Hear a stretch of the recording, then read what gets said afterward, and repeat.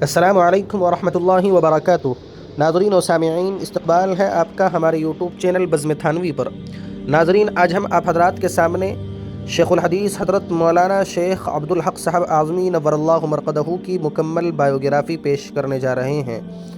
آپ کا نام و نسب شیخ عبدالحق بن محمد عمر الاعظمی رحمہ اللہ تعالی ہیں۔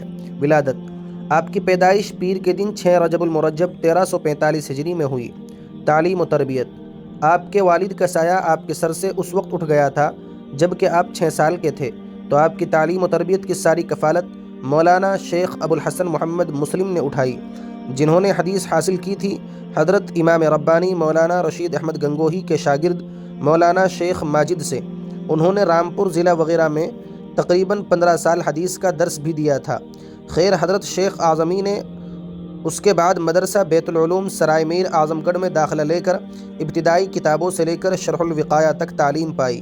پھر دارالعلوم معاونات بھنجن میں داخلہ لیا اور مختلف علوم و فنون کی کتابیں پڑھتے ہوئے مشکات شریف تک یہاں تعلیم حاصل کی۔ پھر دارالعلوم دیوبند تشریف لائے اور دورہ حدیث میں داخلہ لیا اور 1949 عیسوی میں فراغت حاصل کی۔ دورہ حدیث کے اساتذہ: آپ نے مندرجہ ذیل حضرات سے کتب حدیث پڑھی: بخاری شریف مکمل اور ترمذی شریف جلد اول حضرت شیخ الاسلام مدنی سے، اور ترمذی جلد ثانی مع شمائل، سنن ابو داؤد، شیخ الادب والفقہ حضرت مولانا اعزاز علی امروہوی سے، صحیح مسلم حضرت علامہ ابراہیم بلیاوی سے، تحاوی شریف، نسائی شریف اور معطا امام مالک شیخ فخر الحسن مراد آبادی سے، سنن ابن ماجہ حضرت مولانا ظہور احمد صاحب دیوبندی سے، اور معطا امام محمد حضرت مولانا جلیل احمد صاحب سے اجازتاً سند۔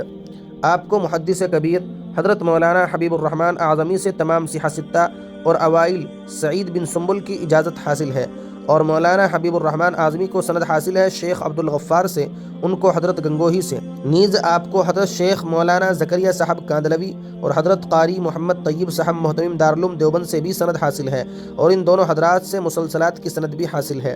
خصائل و کمالات: آپ ذکی الفہم، فطین الذہن، بیدار مغز، عالم کبیر، محدث وقت، زاہد الدنیا، متقی انسان تھے۔ آپ کو درس و تدریس میں ملکہ حاصل تھا۔ ہر حدیث پر قیمتی فوائد اور توضیحات پر مشتمل جامع تقریر فرمایا کرتے تھے۔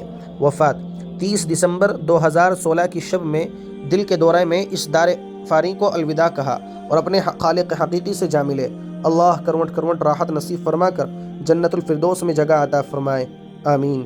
اسی طرح کے حالات سننے کے لیے آپ ہمارے چینل بزم تھانوی کو سبسکرائب ضرور کر لیں۔ شکریہ، جزاکم اللہ خیرا و احسن الجزا۔